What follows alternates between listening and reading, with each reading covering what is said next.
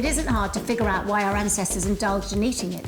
As part of our regular diet, it's packed with precious protein and fatty calories, an important consideration for survival.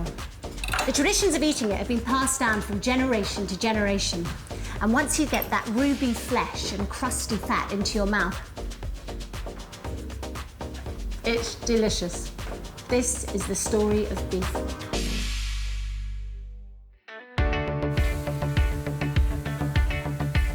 When we grill our favourite cut of beef, the enticing aromas are so delightful that they make dedicated meat eaters go weak at the knees. For meat lovers, there is nothing better than a well-prepared piece of beef that's full of flavour and texture.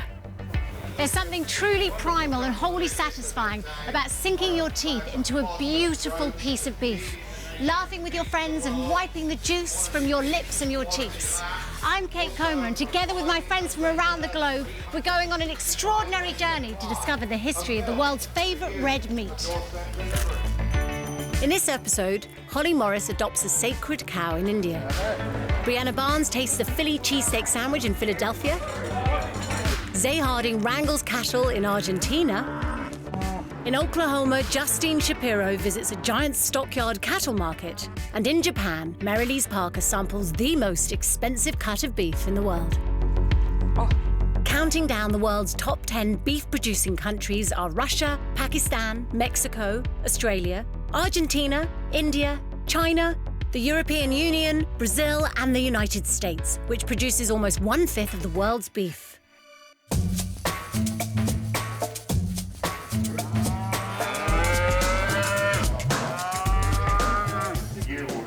During the 19th and 20th centuries, breeding a better cow became fashionable for aristocratic landowners who had the time, land and money for such a hobby.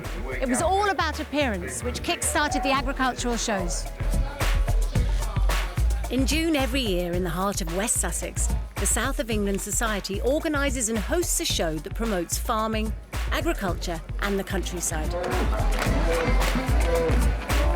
It was founded in 1967 and works across 6 English counties of Berkshire, Sussex, Hampshire, the Isle of Wight, Kent and Surrey.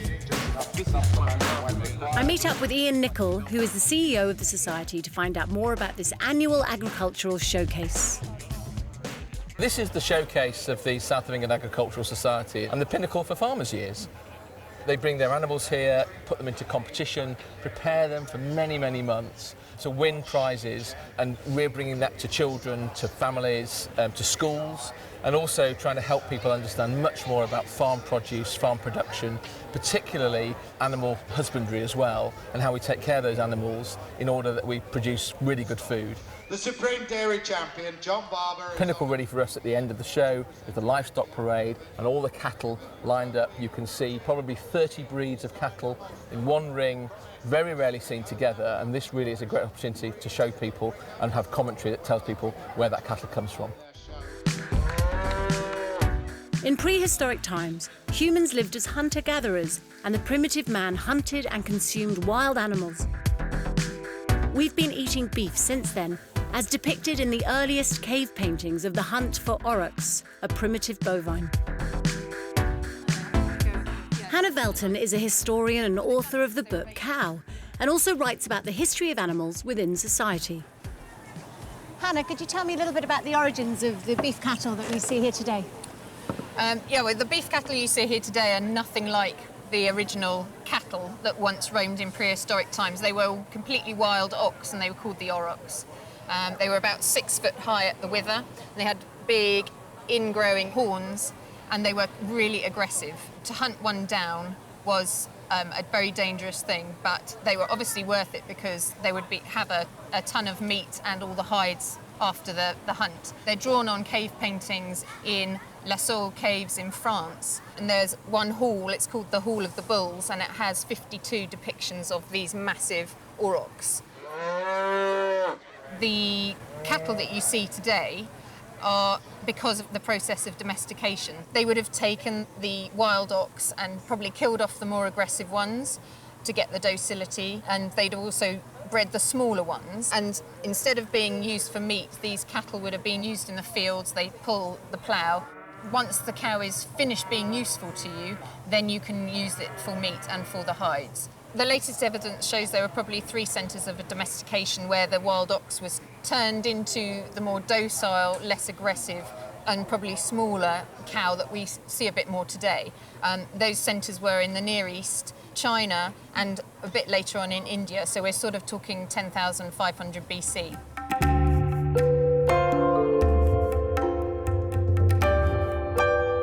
Even in ancient India, the cow was once a source of meat rather than the object of worship. Something that meets with heavy disapproval from their Hindu descendants, who see the cow as an emotive cultural symbol of their religious identity.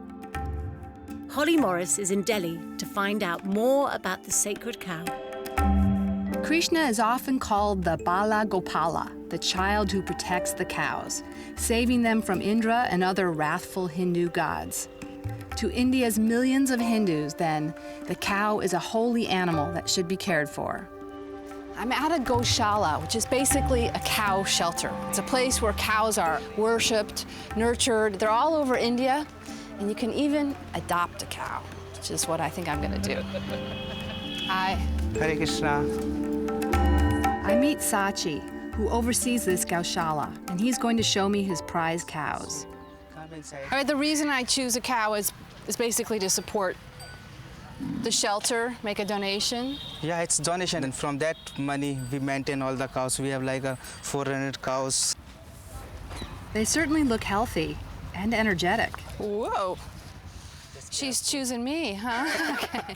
She looks healthy. Yeah, she's very good. She's very relaxed. yeah, she's very peaceful, very calm. See, you can touch her. See, you hug her. My cow gets dressed up for a ceremony called a Gau Puja, a cow worship, and this event will seal my adoption. Whenever they're about to do an auspicious ceremony, they chant the name of the Lord, and that's what's going on here. My Gau Puja involves a little wafting of incense, oil lamps, a conch called a shankha, and a shake of a yak's tail. This ritual hopes to grant longevity to my adopted bovine. And let's not forget to venerate my cow with a garland.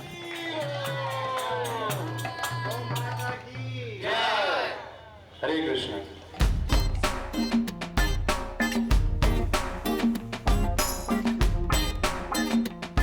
More than 1 billion cattle are raised annually worldwide, providing dairy products and meat, as well as hides. Cattle therefore provide significant scientific opportunities, as well as an important economic resource. Cows like to spend around 10 hours a day grazing on grass. They can detect odours from as far away as 5 miles and can hear high and low frequencies better than humans. It is no surprise, therefore, that the cow is one of the most successful species on Earth. Come on, Dozy. At Bunchurst Farm in East Sussex, I meet up with Brenda Ware, who manages the livestock here. I want to find out more about the biology of the modern-day cow. Hi Brenda. Hi Kate, how are you? I'm good, thank you. Thanks for having me. You're more than welcome to come to the farm. I'd like to know a little bit more about the modern cow, and I think you're just the lady to tell me it. Yes, I've been here for 15 years, but I've worked with cattle ever since I left school, which is quite a long time ago now. The cow is special because it has 4 stomachs, which means it regurgitates its food by cuddying and gets more out of the roughage, because all cattle eat is hay, straw and grass, and so they can get more out of that. Also, they've got very good eyesight. They can see nearly all the way around their body. So when they're in the wild, then they don't have problems with predators. The same with their sense of hearing and smell, both of which are very good, because when we wean these cows from calves off the cows, we find that we have to put them a long way away because they can hear each other bellowing from long distances, but also they can tell between dark and light colours, because if ever we have to put a foster calf on a cow, then you try and match colour, as in red and blacks together, or white and light coloured ones, because they very much know the difference. If you put a white cow in with reds and blacks, they don't like it. They're only bred once a year because the gestation period is 9 months, and they only stand for a bull, as we call it, for mating for about 6 hours a day, once in 21 days.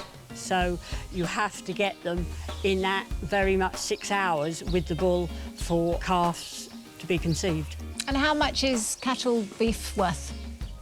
A youngster for the slaughter trade, for your steaks in the pubs, etc., they're worth about £1,000 at about 18 months old, whereas for us, the money is in the breeding cattle. A good breeding bull will be worth at 2 years old, something between 5,000 and, I mean, the record in this country at the moment is 100,000, but the average pedigree breeding bull would be between £8,000 and £10,000. So not a bad industry after all. No, if you get that sort of money, it's good, but we don't all get that sort of money very often.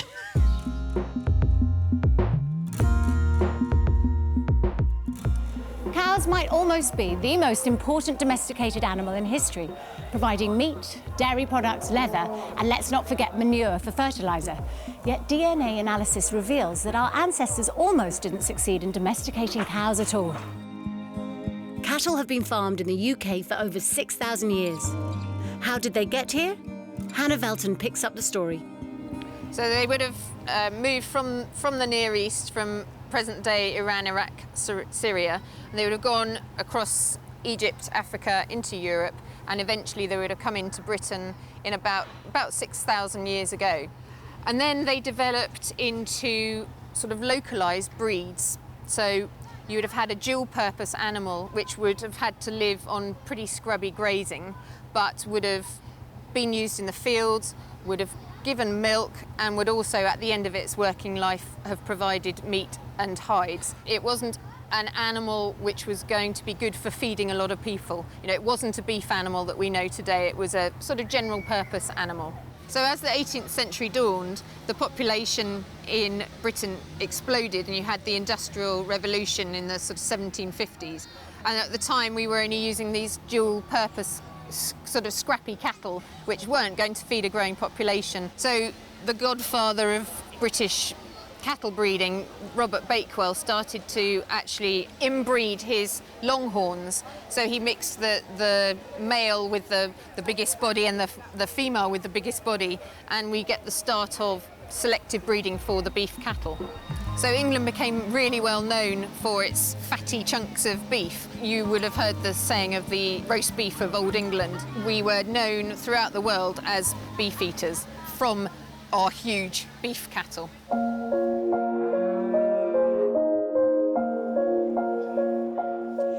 Following Bakewell's example, breeding has become increasingly selective, and many breeds are considered single-purpose for meat or for milk, though some do truly remain dual-purpose. Desirable breeds are selected to breed or crossbreed with less desirable ones. Mark Cleverdon is the commentator on livestock at the South of England Agricultural Society, and he's agreed to tell me more about breeding the perfect cow. Cattle breeding from the early times was the development from longhorn cattle to shorthorn cattle. Longhorn cattle were populating the majority of the country, producing both milk and beef, as well as being draft animals. From those longhorn cattle, estate owners like Bakewell in the 1700s recognised, first of all, the good traits within the particular breed. Farmers then looked to the cattle that Bakewell had developed to get rid of the horns. As farms were made smaller and fields were enclosed, as dairies were built in the yards, and as farmers went to milk their cows in a parlour rather than in a field, the horns had to be bred off. And it was good breeding practice, good crossing within the population of cattle to get rid of the horns that was practiced at that time, and has led on to the good use of genetics that we see in producing beef cattle today. From where we left it with the shorthorn breeds, many breeds were developed in this country. Aberdeen Angus cattle in Scotland were bred pure as black cattle. Hereford cattle in the West Midlands were bred pure to produce quality beef. They were white-faced and they had a red body coat. From those breeds, as they were developed and perfected and improved, the country gained a reputation for being the stockyard of the world. Good breeding within beef cattle meant that the work of the British farmer was respected in the Northern Hemisphere, the Southern Hemisphere, as populations grew in those countries and developed a taste for quality beef.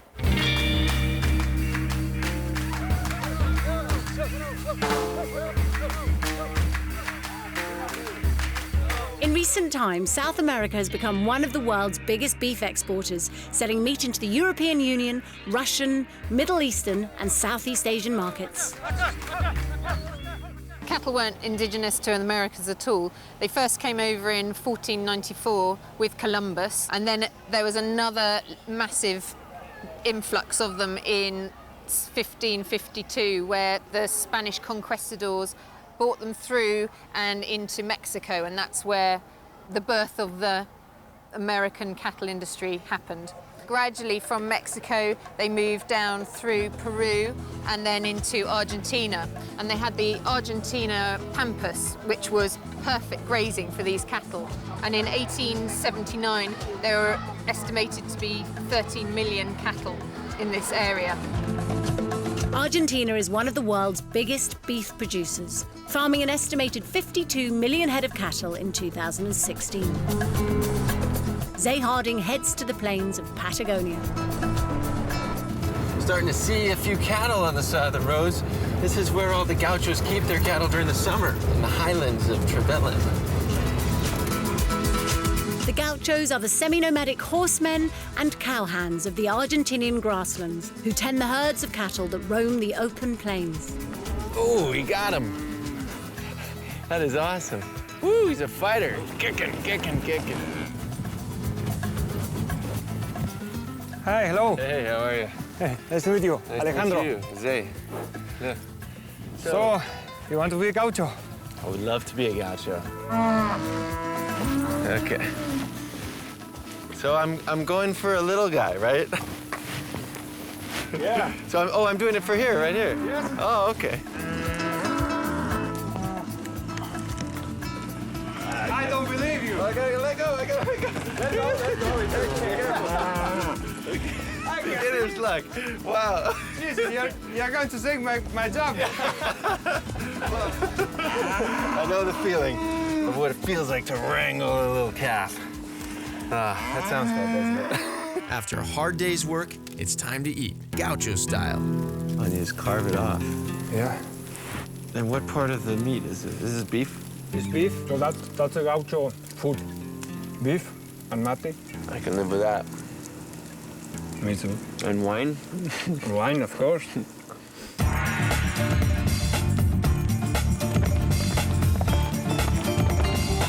The colourful image of the gaucho and his herds roaming the plains is a popular one. But much of the reason behind Latin America's massive beef production is its reliance on feedlot farms that feed cattle grain rather than grass.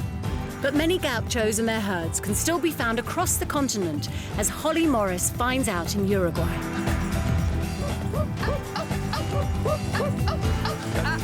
Initially hired to round up escaped cattle and horses that roamed the open plains, the gaucho adopted a semi-nomadic lifestyle, moving from estancia to estancia.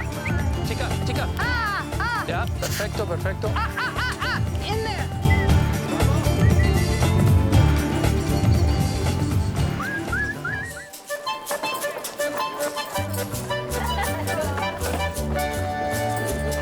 The gaucho tradition is alive and well across South America, but once a year, Uruguay takes the spotlight with what's said to be the biggest gaucho festival in the world. Every March, ranchers from across the region descend upon the town of Tacuarembó to compete in just about every aspect of ranch life you can think of. The highlight of the festival has got to be the rodeo competition. This is where the region's most accomplished gauchos get a chance to show off their skills in a series of punishing contests. I'm watching one of the toughest, bronco busting, which by the looks of it could be called gaucho busting.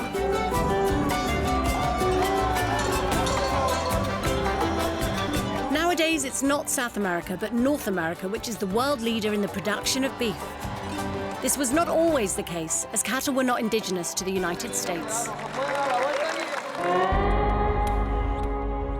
They were actually first brought over in the early 1600s by the English who settled at Jamestown and also at Plymouth.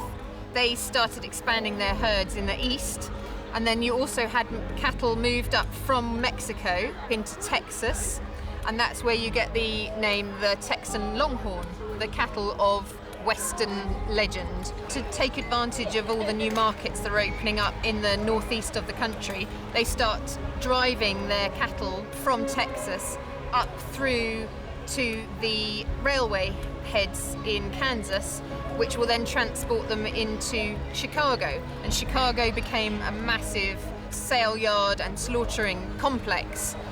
In the 25 years of the long trails, they were moving about 5.4 million animals. But there was an economic downturn, the introduction of the devil's rope, which was barbed wire, so people were starting to barb wire off their enclosures, which was causing all trouble to the long drives. And then refrigeration came in, so you didn't need to drive your animals all the way across the country. You could just slaughter locally and send the meat refrigerated.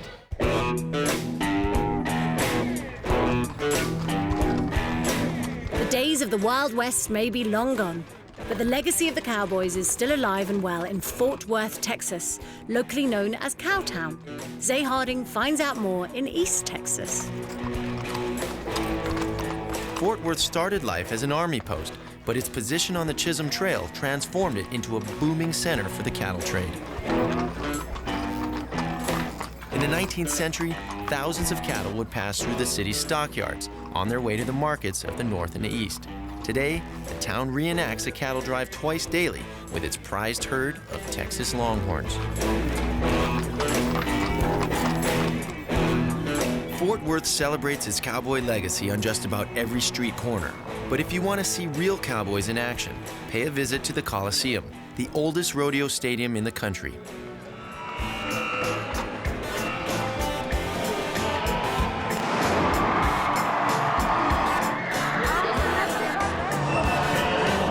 The rodeo may be a symbol of the American West, but its origins go back to the 17th century when Mexican ranchers perfected the art of roping and bronco and steer breaking.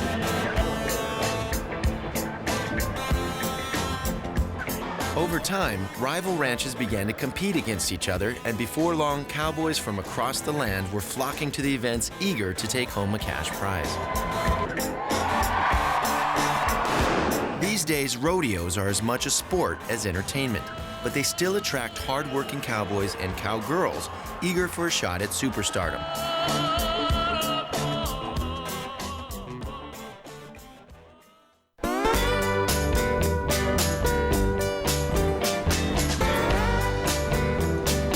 In the heart of Oklahoma, Justine Shapiro discovers the legacy of the Wild West left behind by the American cattle cowboys. Since 1910, the Oklahoma City stockyards have ranked as one of the biggest cattle trading markets in the world.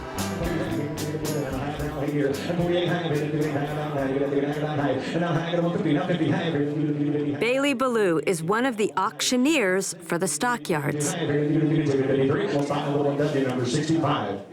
So how do you do that thing where you talk so fast and yet everybody can understand what you're saying? It's mostly just a magical illusion.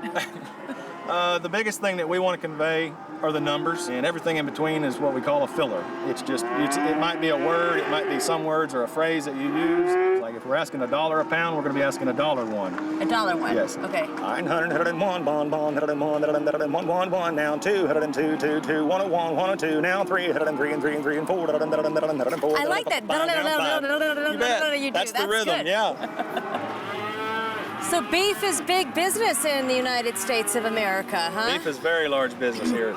Yes, yes. We're in the heart of beef country as well, you know. I'd say the majority of, or not the majority, but a large percentage of beef is grown in Texas and Oklahoma. So, you know, we're being right here in the center of Oklahoma. We see a lot of travel and a lot of trade right here through where we're standing. Will all these cows eventually become hamburger meat? Yes, yes. Yeah, these cattle here all today, you know, barring just a few of the heifers, may go back to the country and become cows again. But I'm going to say 99% of everything that we're going to sell today will eventually end up on feed and into the freezer somewhere.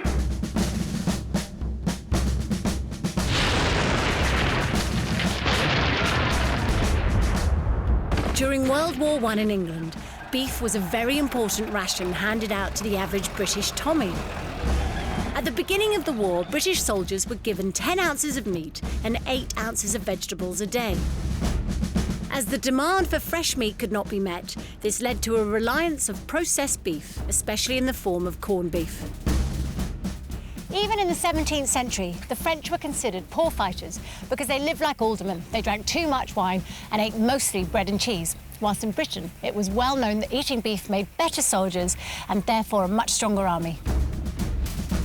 Andy Robertshaw is a military historian with a unique hands-on approach to what it was really like to be on the front line. He's going to be making a typical corned beef stew. Corned beef is made from minced cured beef. The term corned beef derives from the corns of salt traditionally used in the curing process. Corned beef is another name for salted beef. Hi, Andy. Hello. Nice to meet you. I love it here. You've done a really good job. Absolutely, and it's been raining. It couldn't be more authentic, could it? Can you tell me about the role of beef in the trenches? Beef, as in bully beef, is part of the rations. Bully beef is a French term coined originally in the Napoleonic Wars when, in fact, they were thinking of rations that would improve the lot of the private soldier, and they started preserving food by heating it up and then putting it into a ceramic or glass jar. And bully beef is boiled beef, and then it's applied to all forms of corned beef. When you go into the trenches, you get preserved meat, the famous bully beef, which is your staple in the diet. So one way or another, you're going to be eating an awful lot of bully beef. This wet day typifies how soldiers coped in all weather conditions in the trenches. Typical, hey, I'm glad I brought my raincoat. Yeah, so am I. I mean, it's going to get pretty wet, I'm afraid. But I suppose if it was raining in the trenches, food gets even more important because you're going to be really, really hungry. And what I want to do is to say, well, what did the soldiers eat? The answer is, basically, it's going to be a stew. To make the bully beef stew, Andy chops an onion into fine pieces and carrots into little slices. Once he's done that, he opens a can of corned beef and scoops as much of the fat off the meat as he can, which he melts into a cooking tin over the fire. He chops the corned beef into chunks. He then throws the onions and the carrots into the melted fat and browns them off a little bit before adding some water. Into that, he adds the corned beef. He covers the tin and lets the ingredients stew for about 10 minutes. It's getting heavier. It is, I'm afraid, absolutely. I mean, you know, it's like a real trench. The point about the bully beef is because it wasn't appropriate for everybody in the British Army. The British Army then includes what is now modern Pakistan, Bangladesh and India. What that means is that some people, for religious reasons, wouldn't eat bully beef. Other people couldn't eat the pork and beans. But the army had to issue rations that was appropriate. And, of course, the guys that did like corned beef at the beginning of the war, I suspect by the middle of the war, they hated the damn stuff. It's had 10 minutes, so this is probably ready to taste now. I'll have a go. That's good. If I was hungry and cold and tired and wet, I definitely want to eat all of that. It's not bad at all.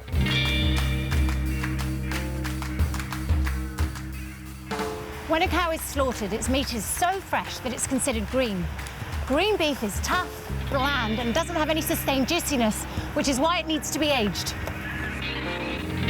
At Turner and George Butchery in London, all the meat is ethically sourced from small family-owned British farms with a focus on traditional and rare breeds. They believe that it is only animals that have been meticulously well bred and cared for that produce meat which tastes truly amazing. Meet 23-year-old butcher and marketing manager Jessica Ragg, who has worked in the industry for 7 years. With interests in farming, slaughter and ageing, she prides herself on being a woman in what has always been seen as a man's trade. Hi, Jess. Hi, Kate. Welcome to Turner and George.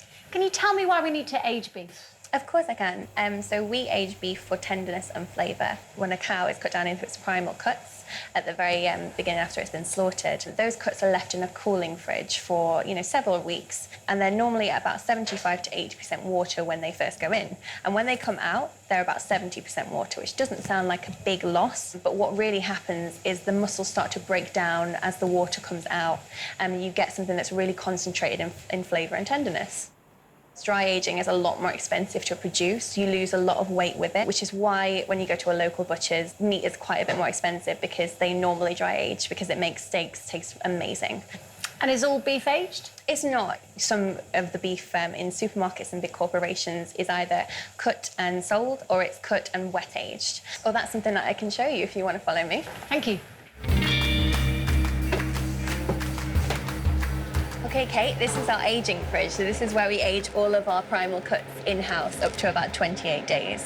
And you'll see what starts to happen is this black crust begins to form on the outside of the meat. But when you cut into it, as I'll show you on this piece, it's still lovely and red on the inside. What's the wet aging process then? So what happens is, it won't be on the bone like this. What supermarkets and big industries will do is they will cut large bits of steak or even smaller ones. They'll put it in a vacuum packed bag, completely airtight, and it will age in its own juices, which means that there is no moisture loss like in the dry aging process when you lose that 5 to 10% of the moisture. So it's a higher yield for them, which means it's a bigger profit margin. Supermarkets and industries can still say that something is aged, even though it's not dry age, it's wet age. They just don't say or specify which kind of aging it is.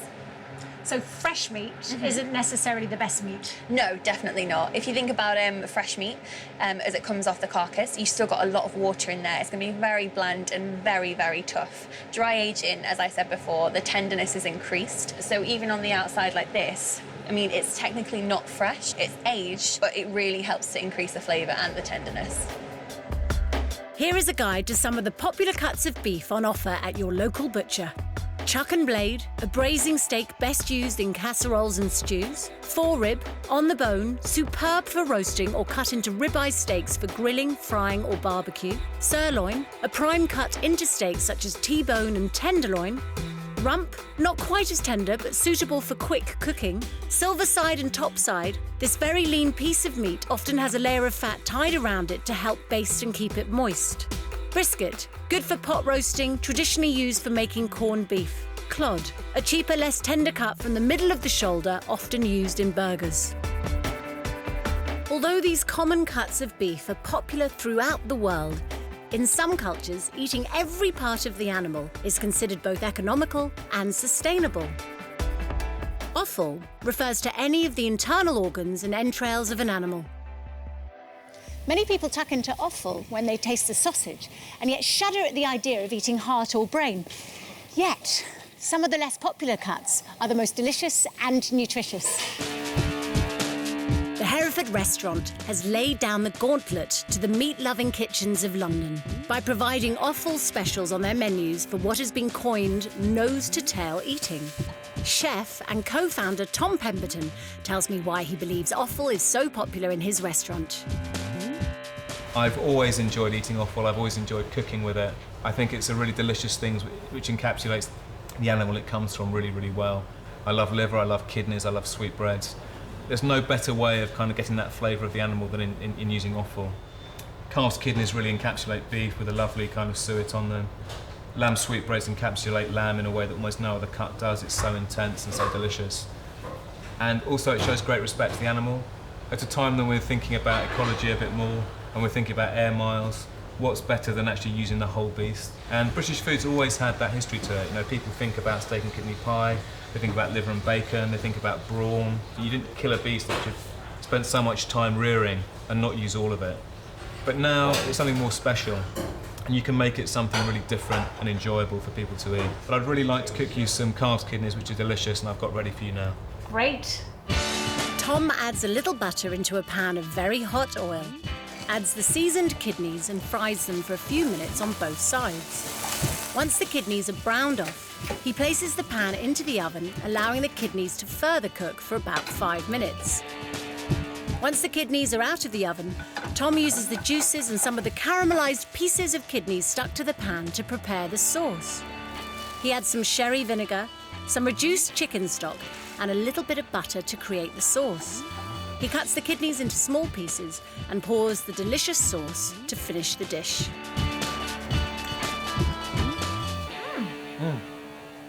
Surprisingly good. Wow. Down the line to our champion beef female and the John Reed Trophy. Eating offal may be off-putting to many, But beef lovers claim it's a lot more tasty than corn-fed beef raised intensively on feedlot farms, or the poor quality beef harvested from burnt-out dairy cows, slaughtered for their hamburger meat at the end of their lives. So why settle for slack-fleshed, rapid supermarket stuff that's grain-fed and doesn't actually taste that good? It isn't aged well and quite often comes straight from the abattoir to the store. I ask Phil Brook from Compassion in World Farming if eating beef is good for us. Well, beef is eaten by people as a source of nutrients such as protein, also minerals such as iron and zinc. But it is important to remember that eating too much beef can be bad for you. So eating red meat, people recommend you eat less of it. Processed meat such as ham and bacon and hot dogs and slices from the deli, people are saying it would be actually better to avoid. But it makes a difference what kind of beef you eat. So, for example, if you give the animals a better life, you keep them free range, you let them eat grass, which is what they're meant to eat, then you actually get a healthier beef. It's got less fat in it. The fat is high quality, it's got more omega-3 fatty acids in it, and you have a better answer there. How does beef affect the environment? Well, eating beef has two kinds of effects on the environment. In some parts of the world, shall we say Latin America, they're cutting down important habitats such as rainforests and create the pasture. That's obviously bad. The second is the cattle themselves emit methane, which is an important greenhouse gas, and we don't want global warming. And some people suggest the answer to both of these is that we should go intensive. We should keep them in feedlots, we should shorten their lives, we should feed them on grain. But actually that's a really bad answer. Grain should be fed to people, and grass, in moderation, is rather a good thing. Because when you grow grass, it improves the quality of the soil, it adds humus. In the process, it's also taking carbon out of the atmosphere. You can grow grass with as few chemicals, you certainly don't need any insecticides on it. So actually that can be quite good for the environment and its place. So the answer overall is, let's eat less beef and let's eat better beef.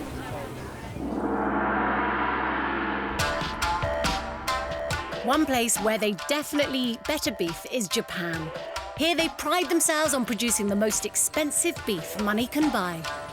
Mary-Lise Parker visits a small farm in Matsusaka to find out the sensation behind the Wagyu cow. The Japanese believe that a healthy diet means small portions and top quality. In fact, they spend 3 times as much income on food as on housing, allowing Matsusaka farmers to take the art of beef production to new heights. The result of all this pampering is a wonderfully marbled cut of beef, exceptionally tender and $500 a pound. Beef just looks incredible. One of the best ways to sample the beef is in a dish called sukiyaki. And this is sugar, so we're going to sprinkling of sugar. And this is some wonderful dark soy sauce. This ritual of cooking at the table is a common one in Japanese cuisine. Patience. Oh, it's beginning to bubble away there nicely. After the beef, the vegetables should be braised in the sauce and dipped in beaten raw egg, but I just can't wait. I don't think I've ever been so excited about trying something in my life.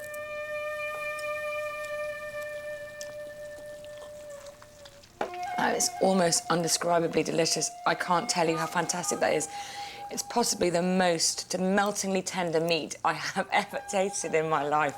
Literally just dissolved in my mouth. Oh, Masako, arigato, it's so delicious. Thank you.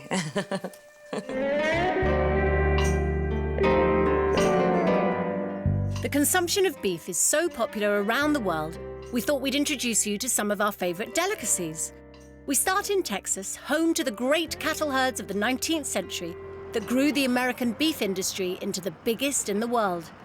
Not surprising then that they've created a big beef eating contest, as Zay Harding finds out in West Texas.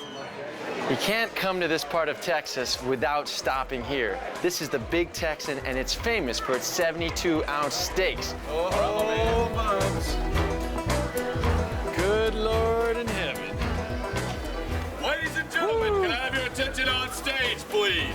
This poor man has exactly 1 hour to put down 4.5 pounds of our Texas top sirloin. Give him a big round of applause and cheer him on.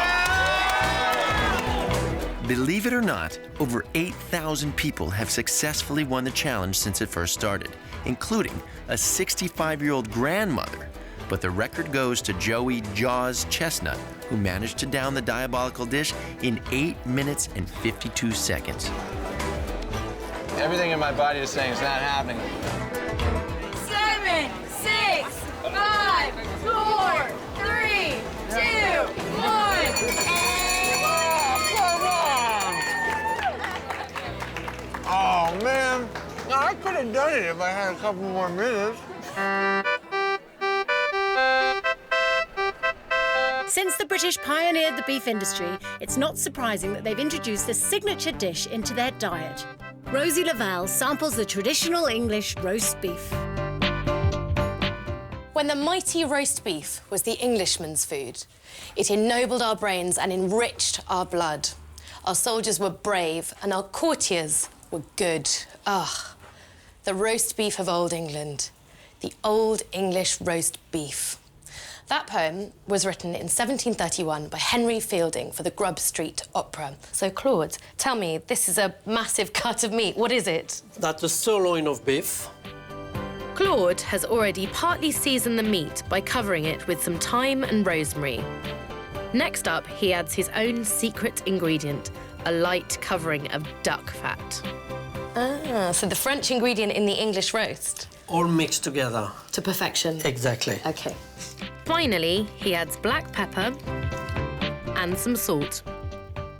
If you like your beef rare, cook it for 15 minutes per ½ kilogram of meat, or 20 and 25 for medium or well done. The gravy. Claude slices an onion and mixes it into the juices from the beef. He then adds a glass of red wine and some veal stock. Rosie, tell me what you think. That is rich. Delicious. Now, I could tell you how good the rest of the meal tasted, but hey, a picture paints 1,000 words.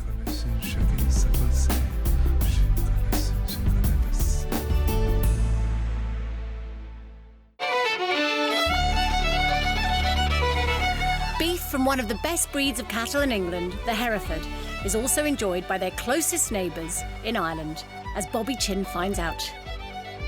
I'm with the famous Peter Ward here at the Nina Agricultural Show, who's going to cook us an incredible piece of Hereford steak. We're going to season it with a little bit of Irish sea salt, massage it into this lovely baby here. And then we're just going to take my knife, we're going to cut a nice piece of that steak. Okay. Oh, that's looking delicious. God. Look at the marbling on that. Look at the fat on that. A little bit of rosemary oil, Irish rosemary oil. Okay. Listen to the sizzle. What do you think of that? Now, this is aged? It's aged about 22 days from kill. And we're just going to sear that until it gets nice and crispy on this side here? Yeah, absolutely. It's ready now, yeah. Oh, beautiful. Look at that colour. You got to try a little bit with the fat in it. Is this the moment, Bobby, you've been waiting for on your trip to Ireland? That is simply delicious. It's moist, it's tasty, it's tender.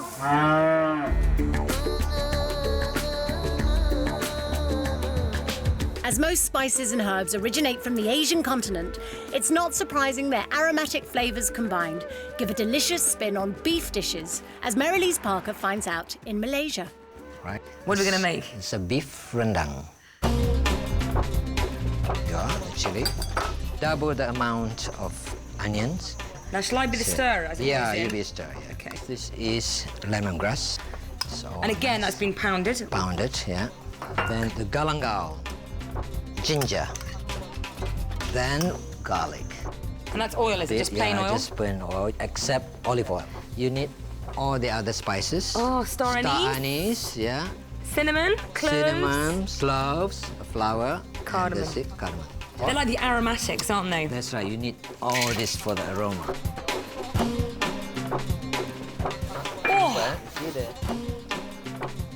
Oh, yeah, put that in. Yeah.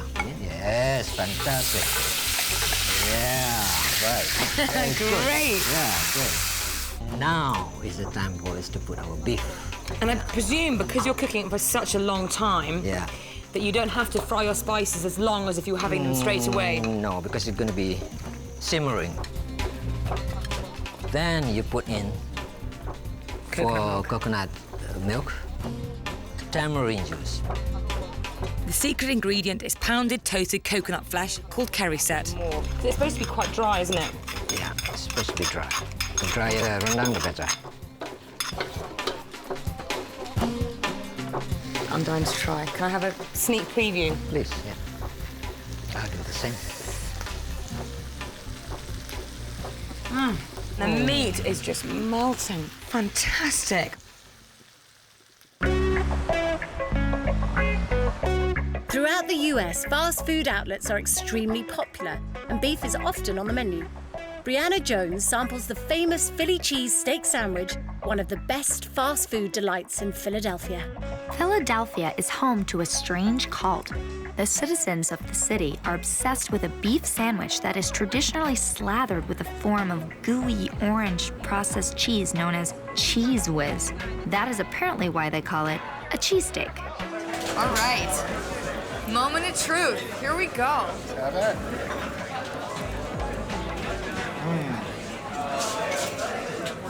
So it's such a beautiful blend with the onions. They're caramelized, so it all melts and trickles down to your mouth. I have stuff all over my face, but I don't care. I don't care. It's so good.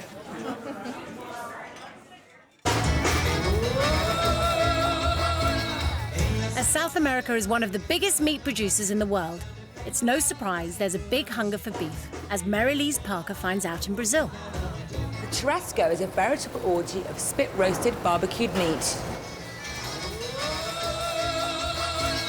This truly is a meat lover's paradise. The meat looks mouth-wateringly good. Ooh.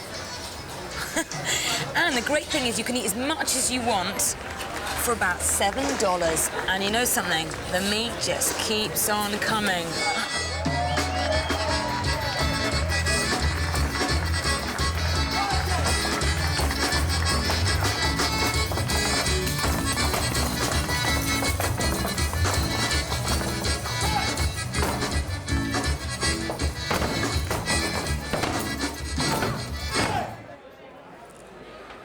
I've had sirloin, rib, rump and sausage, and the quality of the meat was so flavorous, it was so succulent, and I've definitely overdone it. No.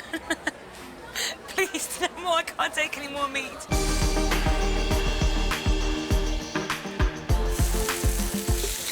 Steak off the grill, tender pot roasts, need I say more? For many of us, a meal is not a meal without a delicious cut of beef at the center of it.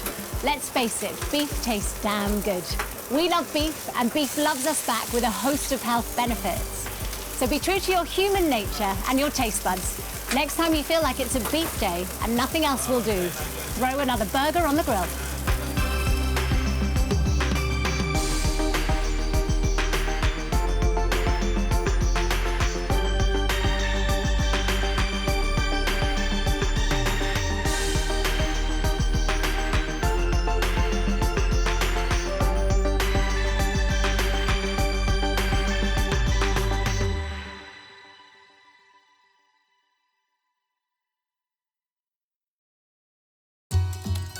You can find more about the series on our website. Programs from Pilot series are available on DVD. Or visit globetrekkerchannel.tv to find out where you can watch us online. Music from the series is available on CD. You can also order Pilot books, featuring information on festivals, events, and outdoor activities. To order Pilot products, visit the website pilotguides.com.